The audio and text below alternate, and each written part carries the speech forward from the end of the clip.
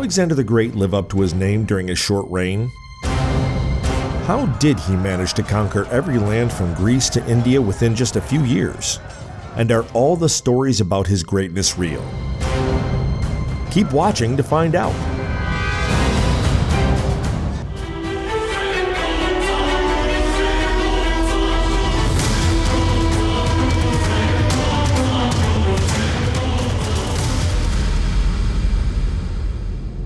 Alexander the Great was born in 356 BC to Queen Olympias and King Philip II, who had perfected the Macedonian Phalanx with a sarissa spear and had conquered most of the Greece we know today.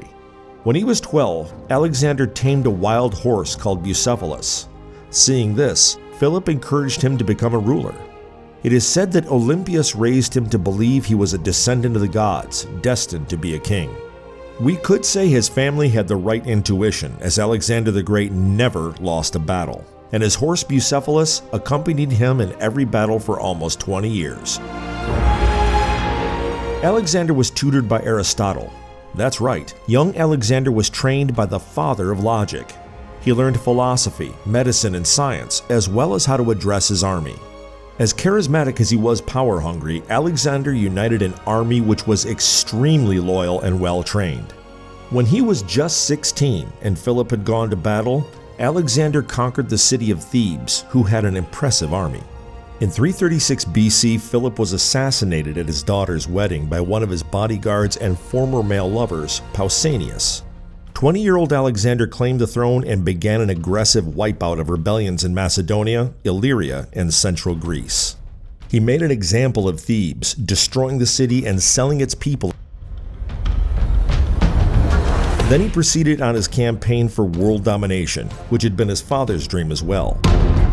He conquered the Persian Empire, including Egypt, and continued marching towards India. As the king of Macedonia and Persia, Alexander had built the largest empire that the ancient world had ever seen.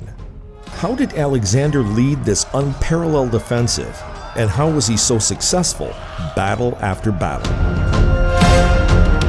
Alexander's army had about 40,000 men, 9,000 phalangists led by the general Parmenion, 3,000 hypastists protecting the phalangist flanks and rear, and 12,000 hoplites armed with round shields and short spears. Their army also had expert javelin throwers and archers, as well as an elite cavalry commanded by Parmenion's sons. Just like his father Philip, Alexander led the army himself. This was one of the factors that kept Alexander's army loyal throughout his decade-long campaign. In 334 BC, his army crossed the Hellespont, a narrow strait between the Aegean Sea and the Sea of Marmara. His first victory against the Persian people was at the Granicus River.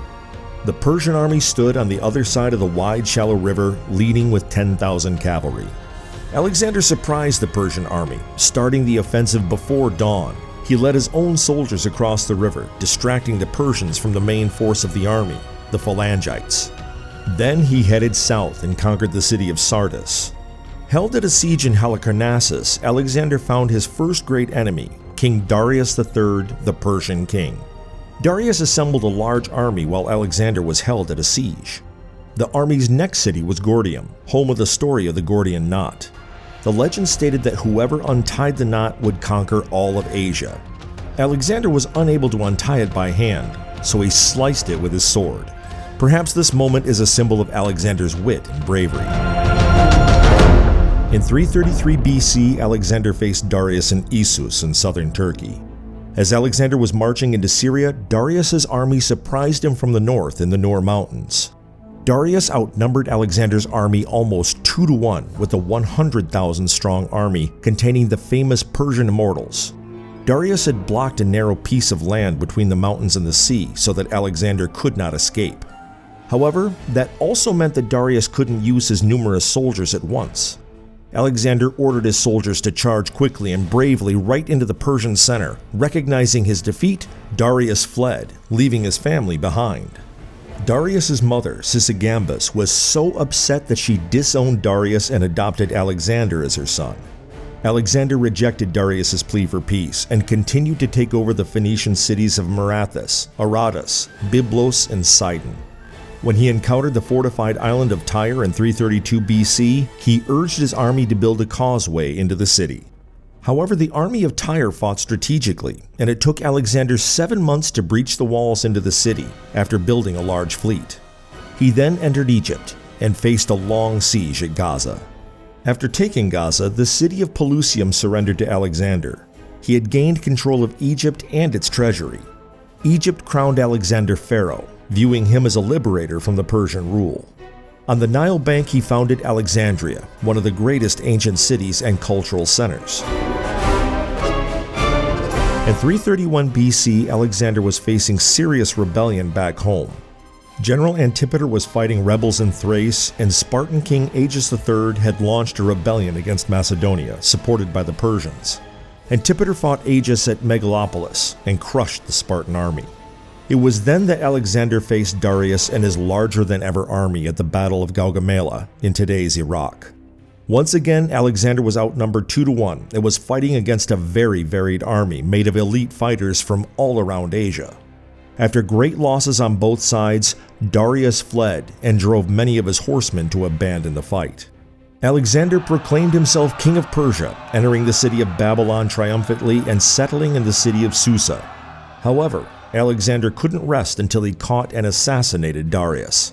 He chased him east towards Parthia, but he wasn't fast enough. Darius was assassinated by one of his governors, Basus. Basus then proclaimed himself king. Historians suggest two versions of the story. Alexander assassinated Basus to secure his position as king, or because he was upset that he didn't get to kill Darius himself. This is one of the many accounts of Alexander's ruthlessness and thirst for power and glory. To gain credibility as the king of the Persian Empire, Alexander adopted many Persian customs, including proskynesis, bowing down and kissing the hand of others. He even began dressing like a Persian. The Macedonians didn't agree with this, and rumors of death plots made Alexander order the death of his very esteemed general Parmenion and his son. He then assassinated another general and friend, Cletus, who insulted Alexander's new habits. Some historians suggest that Alexander had assassinated Cletus in a fit of drunkenness, a recurrent problem for the general. Alexander continued his quest for world domination and conquered Bactria and Sogdia in modern-day Tajikistan. Among the prisoners he found Roxana, a girl he fell in love with and married, despite her Bactrian heritage. In 327 BC, Alexander's army marched to Punjab. A year later, he met King Porus of Paravos at the Hydaspes River. Porus's army had a surprising element for Alexander: elephants.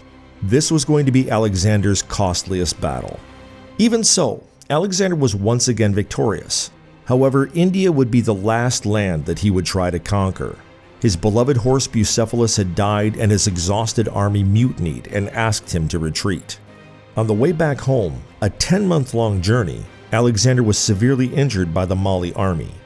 Alexander returned to Persia and set out to unite the Persians and Macedonians.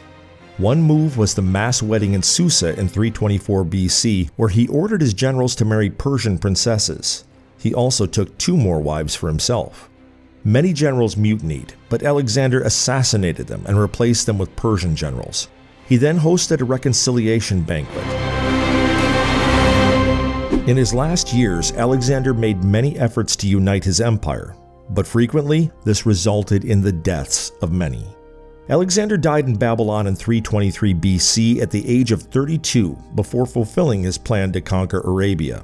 After his death, the empire broke down into 3 territories known as the Hellenistic kingdoms: the Antigonids in Greece, the Seleucids in Persia, and the Ptolemies in Egypt. They were ruled by generals, and they all lasted longer than Alexander's empire, even though there were constant fights for control over the land. There are, however, arguments against Alexander's greatness. Even if he was undoubtedly a great conqueror, historians question his skill at holding his empire. Alexander was known for tearing down buildings, but not so known for building new edifices or making sure that the conquered cities would remain his. There have also been cases of embellishment, meant to make Alexander look more heroic or noble than he really was. For example, Plutarch writes that Alexander died from a fever, but rumors persist that he died from poisoning. Stories of storms and ravens leading him to his enemies contribute to the question: just how much of Alexander the Great's story is real? In the end, history is written by the victors. A big part of Alexander's greatness lies in his legacy. The impact that he had on many of the world's leaders speaks volumes.